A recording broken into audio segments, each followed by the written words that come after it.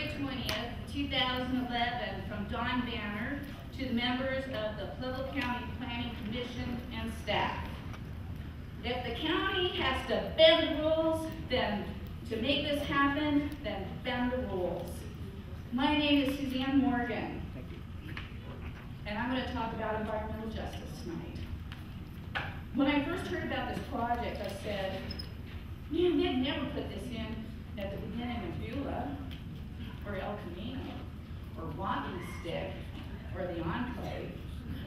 And Lord have mercy if they put it in Pueblo West.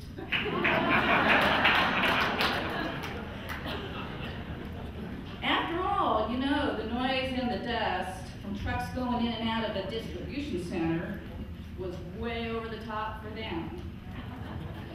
If they knew that there was going to be a nuclear power plant and hazardous waste in their backyard, they would be riding in the streets. Environmental justice is the fair treatment and meaningful involvement of all people, regardless of race, color, national origin, or income, with respect to the development, implementation, and enforcement of environmental laws, regulations, and policies. Fair treatment means no group of people should bear a disproportionate share of the negative environmental consequences resulting from industrial, governmental, and commercial operations or policies. On the east side of Pueblo County, we have burdened our share of environmental issues. Our United States government, the Army, knew for years that their activities were contaminating our water. The water I drank as a child in North Avondale, the spring that I drank from. North Avondale, and Boone, because, and the only reason why it has changed is because we have a few very, very persistent community people and activists. The point is, our government lied, they poisoned our water, they bent the rules, and they did it intentionally for years.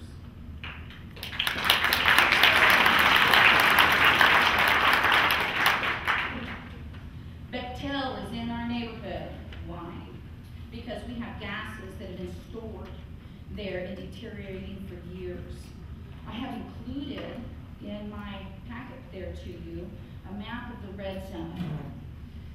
This is an area that's nearest to the depot and immediate fallout area.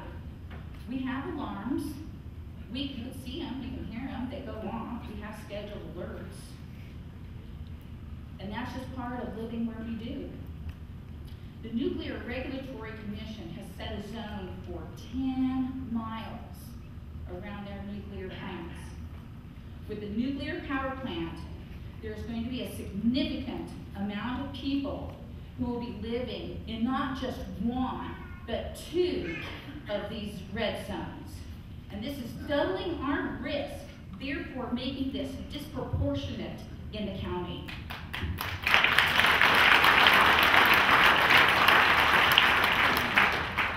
It isn't fair, it isn't right, maybe it's just bending the rules. Reference man. You're going to be hearing probably about Reference Man this evening. Let me introduce you to Reference Man. He's between 20 and 30 years old. He weighs 158 pounds, and he's 5'8". He lives in a moderate climate, and guess what? He's Caucasian. And why is that important?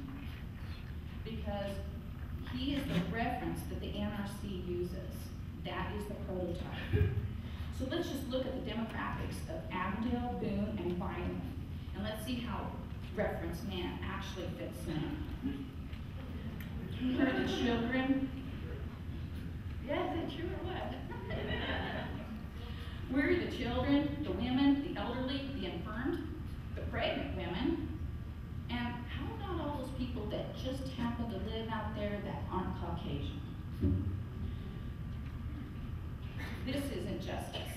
That is not justice. But that's bending the rules. With vested land rights, there are no guarantees being made. And if you ring this bell, it's a bell that can't be unrung. This application has serious holes in it. Any power-producing activity? Really? That's pretty ambiguous. Research? That's pretty ambiguous. Giving vested land rights without specifics, that's dangerous. Because we could end up with a whole myriad of things, and we won't know about it till it happens. We could have acres of low-level waste from other sites. We could end up with the state of Colorado forcing this site to take hazardous waste, as they are presently doing in Adams County at Last Chance. And now Adams County is in a lawsuit with the state, which, by the way, is costing the taxpayers millions of dollars. We could end up with an energy-producing incinerator that incinerates other people's waste and radioactive waste. We could end up with MOX, that's plutonium and mixed oxide. And we could end up with dry nuclear power. Now, Don Gillespie, Mr. SEC violations, pump and dump, class action suit, Mr. Really Bend the Rules, from AEHI, you know he's been sniffing around here since 2009. Just go on the website. He's been touting dry nuclear power for a dry climate in Idaho because there's less water there. And the reason why I bring him up is because he has been here. And he did tour that. And if you go on their website, he was with local and state officials. And that's just for starters. Once this is zoned hazardous waste, it will be out of the county's hands and into the state of Colorado, the national government, the NRC. They will supersede any decision and requirements that our county commissioners deem prudent. Our government's already lied to us, and the NRC, they've lied to us. And the best case in point here is just up the road, right there at Rocky Flats. The NRC, they're the inspectors, and they inspect all of these sites, anything nuclear, they inspect. And if they're doing such a fantastic job, then why do we have Superfund cleanup sites? And why is it our taxpayer dollars paying for it? So let's don't give up.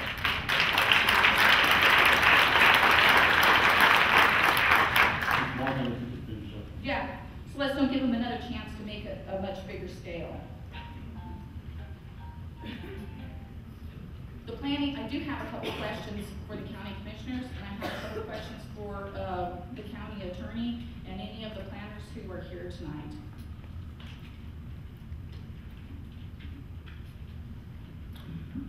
Were any of the planning commissioners here,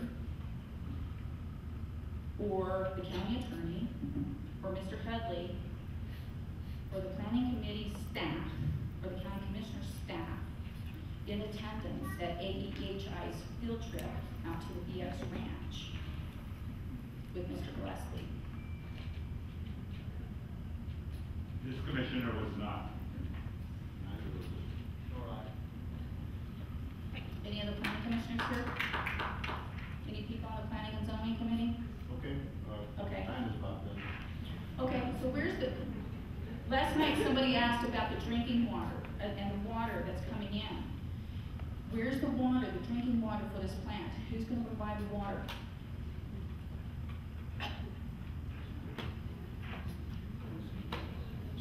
That was that somebody. Ma'am, I asked a question last night. Yeah, you did. I did. And the answer that I got from Mr. Banner was that the Pueblo Board of Water Works would be providing the water for the. Okay. So if the Board of Water Works is going to be planning the water, then was the proposal for this nuclear power plant a factor when the water board decided to buy up the Bessemer Water debt shares? Okay. Thank you very much. I'm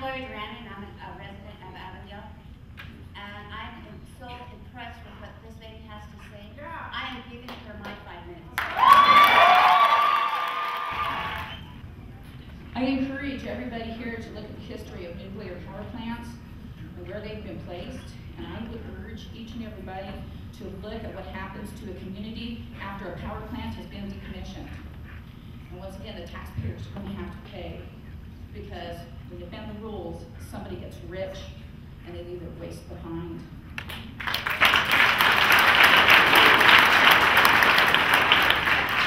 The planning committee, in their discretion, could have made a notification larger than 300 yards. It was well within their purview to be able to notify people more than 3 football fields. Who in their right mind would begin to think that only 3 football fields away around a nuclear power plant would be sufficient notice? Plus, when we look in, you keep reading here, the wind turbines, oh, by the way, that notification is 1,000 yards.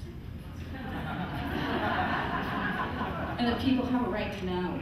We have a right to know. If the Pueblo, where was the people's right to know?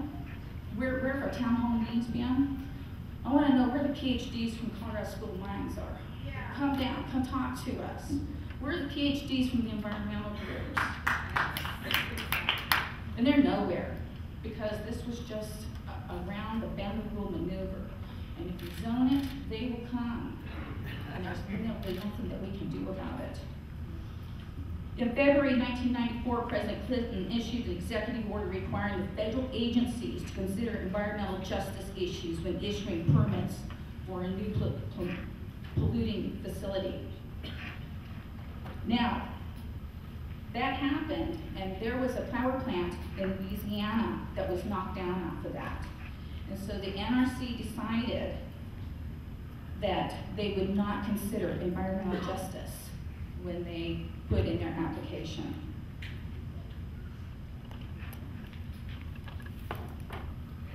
So I'm asking you, in the words of Nancy Reagan, just say no.